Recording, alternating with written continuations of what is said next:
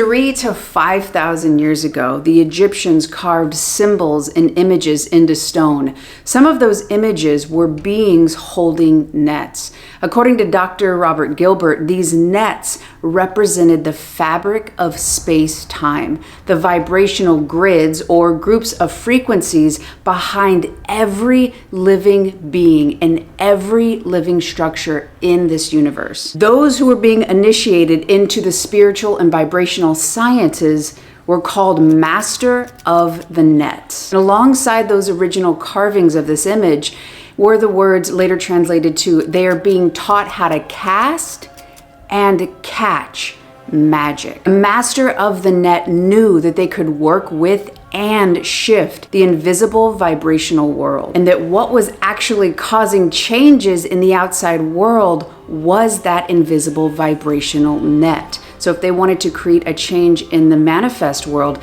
they had to be able to affect that invisible world. Magic here is simply defined as something that can't quite be explained, but can be worked with to create tremendous outcomes. In those early on images, they were interacting with something in English we might call God, but the Egyptians didn't have that word. Their word was netar, which means a conscious force of nature. Egyptians believed that nature had different levels of consciousness, and they believed that they were able to communicate with them. Now, rather than netar, you might call this energy God or source or universe. It doesn't matter the name. What matters most is learning how to communicate with this energy. The Egyptians were taught how to use and work with vibrational grids or frequency patterns to influence matter. Their outside world did not change their frequency. Their frequency and learning how to tap in and communicate with it is what changed matter. Their practice to cast magic was simply learning how to communicate with the conscious force of nature, which ultimately is what allowed them to manipulate the net, the fabric of space-time, to communicate with the invisible and ultimately affect their visible world. So what is it that the Egyptians knew so long ago that was creating magic in their life? They deeply understood the law of vibration, that different energies in humans connect and correspond with different levels of creation or planes of nature. The Egyptians understood the power of resonance exchange. They understood that everything in the universe is in constant motion, constant vibration, and everything in nature has a corresponding frequency. Let me show you. For this visual example, what I'm going to show you is how everything has a different frequency.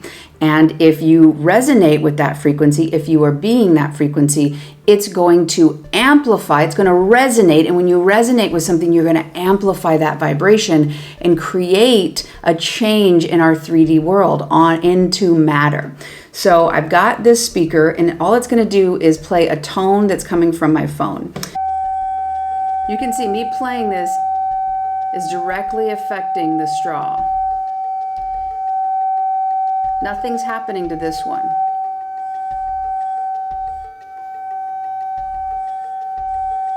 So that was one specific frequency. It affected this glass because it was resonating the exact same frequency that this glass is. When it did that, it amplified that vibration and it started moving. It started affecting matter, which is what moved the straw. But if you notice, nothing happened over here. It was not resonating at the same frequency that this specific glass had. So it had no vibration and therefore did not move the straw. Now what I'm going to do is now match the tone to this glass, and I want you to see what happens. Instantly moving it. No change here.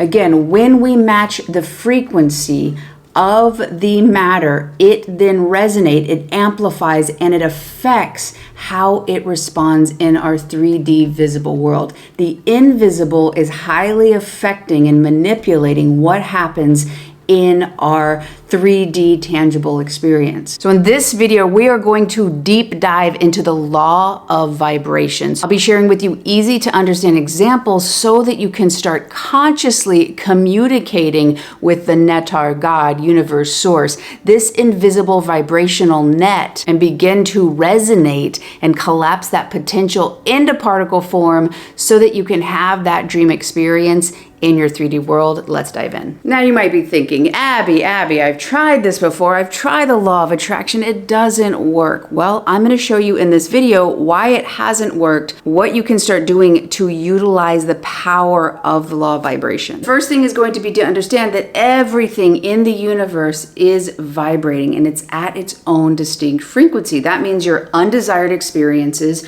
right now have a specific frequency and your ideal world has a specific frequency. Those experiences, that amount of money, that love, it has a specific frequency. So whatever you are attracting into your life right now, you are in some way vibrating at that same level of nature. Now, this could be happening even if it's something unconscious, but don't worry, I'm going to show you how to start revealing and becoming aware of those dynamics. The first thing we're going to do is what makes your vibrational grid? What makes your specific vibration? Well, the first thing that you may already know is thoughts. Now, this is where a lot of people get stuck because they think, okay, if I think better thoughts, that is what's I'm going to attract from. Okay, and in part 2, I'm going to show you how that's partially true, but why it's been failing you so far, because it's more than that. It's not only your thoughts, it's also your feelings. So if you don't feel very good about yourself, if you feel you don't have worth or you feel unlovable, which I totally resonate with because that is what was happening to me. The third part of what creates your vibrational frequency is actions. So thoughts, feelings, and actions is what creates your state of being. So right now you could be thinking, okay, I really want that love. I want that loving relationship, okay? So here you have those lovely thoughts and visualizations of that person, of that relationship, but your body, which is your subconscious, the feeling state is more powerful than simply your thoughts. The electromagnetic signature of your feelings is going to override your thoughts. Now, ultimately, when your thoughts, feelings, and actions are in alignment, which we're going to talk about in part 2, that is when the magic happens. That's when you're able to cast that net and begin to communicate with Netar or God or universe so that you can then bring that into your life. But so often what happens is people still feel bad, right? They feel like they're not good enough, but they say, no, I'm good enough. I'm not really feeling bad about myself. I don't really feel like I'm not good enough. And in my own life, in romantic relationships, I kept thinking that I wanted this relationship, thinking how good life would be if I was in a loving, safe relationship. But yet I kept attracting emotionally unavailable people. And I couldn't figure it out. Why was I attracting somebody who was wishy-washy when I was 100% into this relationship? It wasn't until years later did I understand what energetically I was connecting with, where I was really casting that net, and really where my vibrational frequency was. It was because, yes, I had wonderful thoughts about relationships, and I really visualized, and I said really nice things. But I felt that I wasn't good enough, which is why I so strongly was pursuing a relationship, because if I could get that person to love me, if I could get their approval or validation, then I thought, then I would feel better about myself. Then I would be okay. Then I would be valuable. But since I couldn't get that relationship, the default setting and feeling in me was I'm not enough. I'm not lovable. Unless I work really hard, unless I earn people's approval, big time people pleaser. So what did that lead me to do? That led me to then take actions to try to get people's approval, to try to get their validation. So if you look at it energetically, okay, yeah, I had some positive thoughts. But what was underneath that is I'm not good enough and I have to go please them so that I'll be okay. Energetically, I'm sending out self-rejection, self-abandonment. I'm not really that great unless I get their approval. So energetically, yes, you could listen to me and you could say, oh, this is a great person. Why would they get these people who are so wishy-washy? Why would she get this person who was emotionally unavailable? Because I was actually emotionally unavailable to myself. That's what these X's represent. That I say, I'm not good enough, I'm not whole and complete, so I need that person. So energetically, if you have two people here, this is my fancy drawing, I said no to me because I so desperately wanted the approval of that person. So what did I get? I got a person who said no to me and who was emotionally somewhere else. The same energy that I was sending out, but at the time I didn't understand how to translate the energies. So really starting to understand that it's your thoughts, your feelings, and your actions. And a lot of people here, they'll gaslight themselves. No, I don't really feel bad. No, I don't have any bad thoughts. Nope, I'm fine. And really you're rejecting, suppressing, denying, but that energy doesn't lie. Energy is there. The invisible is always going to show you what's really going on, not to punish you, but so you can get your own attention and you can clear these misunderstandings up. Because you are whole and complete, you are worthy, you are more than good enough. However, there's a misunderstanding of yourself, a distortion of yourself, which is what I had up here. And as I started to get more clear about that and let go of those other energies, I was then able to start being in alignment with the thoughts, start being emotionally available to myself. And what then did I attract? I attracted somebody. As I started to love myself and be there for myself, I then started to attract somebody who met me on that energy. Vital for you to understand that the big thing here is this feelings. And this is where a lot of times it goes so wrong or so off course, because there can be a lot of suppressed emotions. And rather than focusing on the outside to make you feel better, which for the Egyptians would have been, okay, when the net appears, then I'm going to catch it, kind of a thing, right? It's backwards. You've got to start being, then that is what changes the outside world. The outside world, even though you really want to, it can't change because it is a mirror, and the mirror is not going to smile before you are, right? If I have this shirt and I look in a mirror, I'm not going to say, oh God, if I just had that yellow shirt on, oh God, nothing ever works out for me. And then you tell the old story on why you even feel this way, but all the time you are attracting from this level of nature. The second thing I want to share is the Egyptian word Heka, H-E-K-A, the word for magic, when words take presence. And I want to deep dive into what that means, because I feel that if you've tried this before, right, the law of attraction, thoughts are what creates your reality. There's partial truth in that, but I feel like Heka, when words take presence, and what I'm about to describe to you and explain to you will make a lot more sense on why thoughts create your reality is not wrong, but it's certainly misleading. It's certainly confusing. And if you're not feeling very good about yourself, if you're feeling powerless and stuck in your life, well, trying something and feeling like you failed only makes you feel worse. And I say this from my own personal experience. So I want to let you know that it's not you and that you're not capable. It's simply misunderstanding. And when you understand this, you can take better action. So thoughts. Thoughts are all around us. Thoughts are coming to us. If you've read the book by Elizabeth Gilbert, Big Magic, she has an idea that she speaks about how basically words and ideas come through us.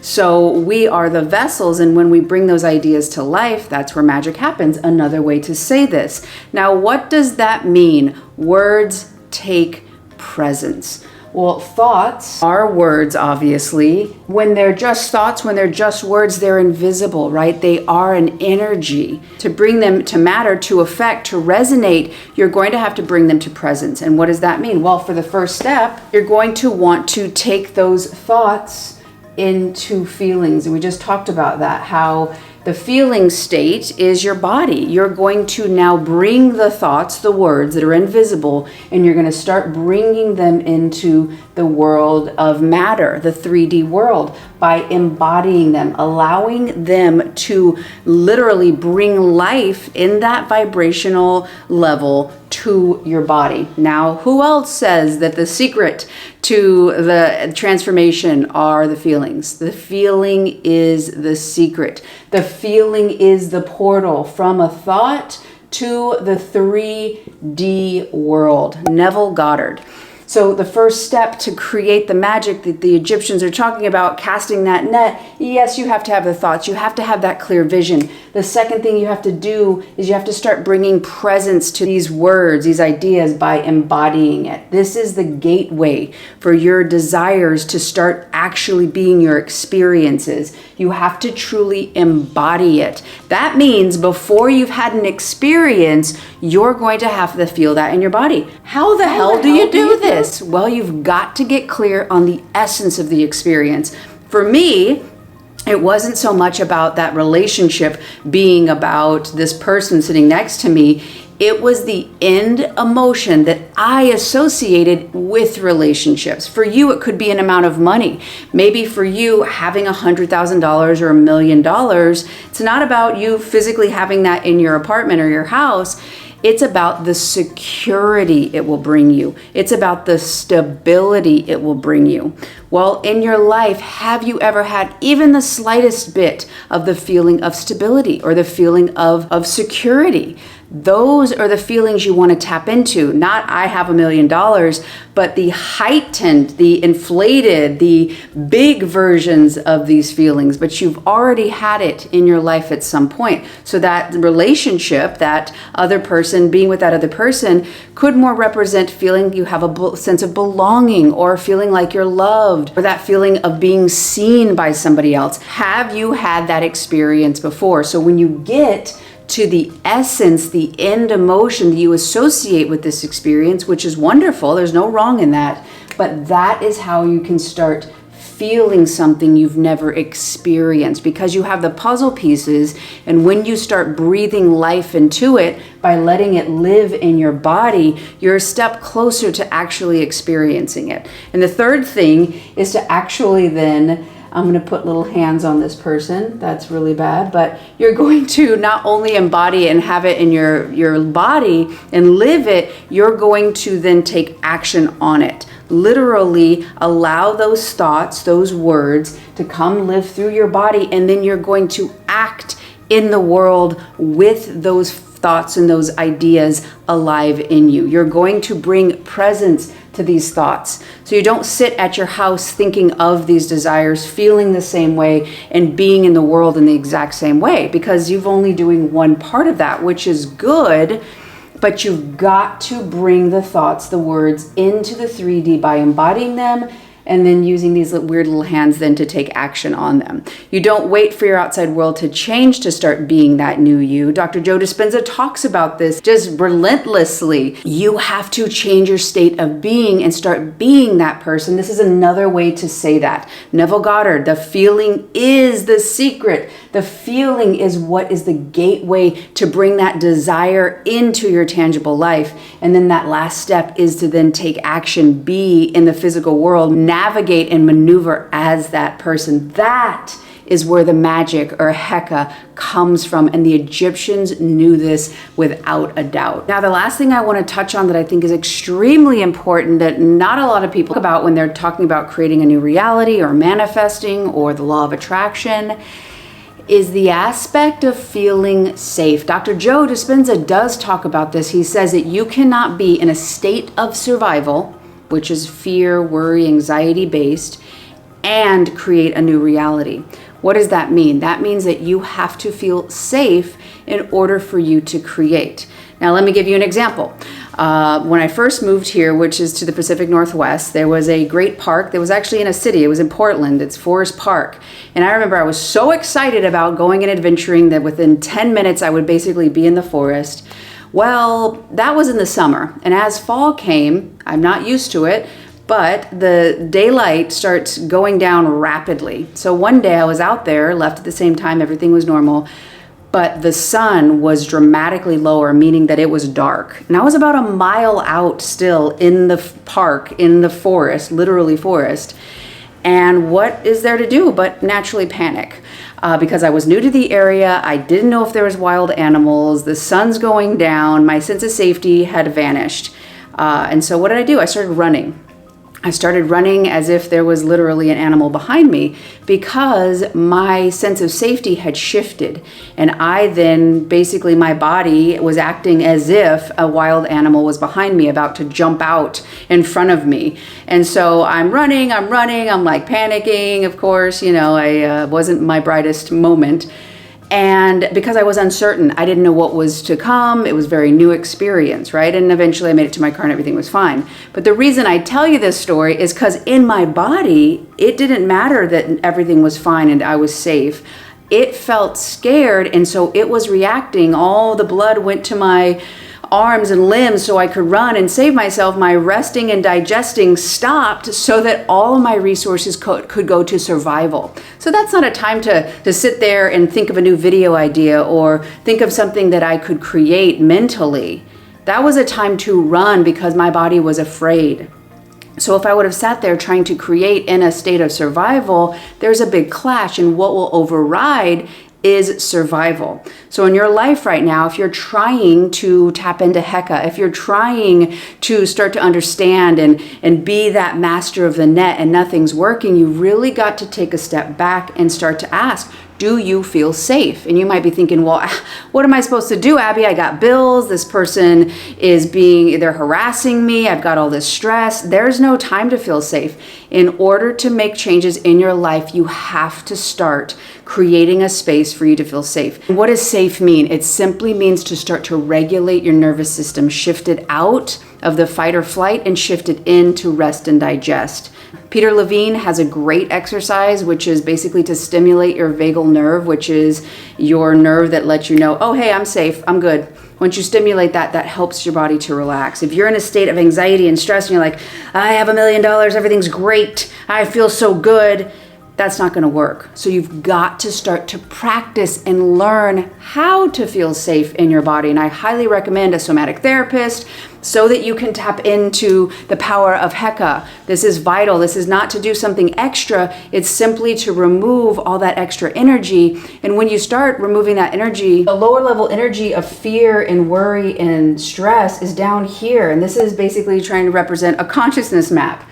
The experiences you want are up here. So if you're in a state of survival, you will not be able to resonate with that experience and start affecting that invisible energy and collapse it into your experience, into 3D matter. So you have to start detaching energetically by starting to regulate your nervous system. Again, most people don't talk about this other than Dr. Joe, but I want to say it in a very simple way. Start to do exercises by Peter Levine, which is basically you voo, and you literally make that sound. The reason we're doing that is to stimulate your vagal nerve so that your body can feel safe and relax. I guarantee if when you're driving, you're in the bathroom, you're taking a shower, you simply start to bring that into your everyday experience, 1 minute, 2 minutes, ideally 5, voo, and you start to get better and start to feel that rumble, that vibration in your chest, you will feel better afterwards, starting to learn how to deeply breathe,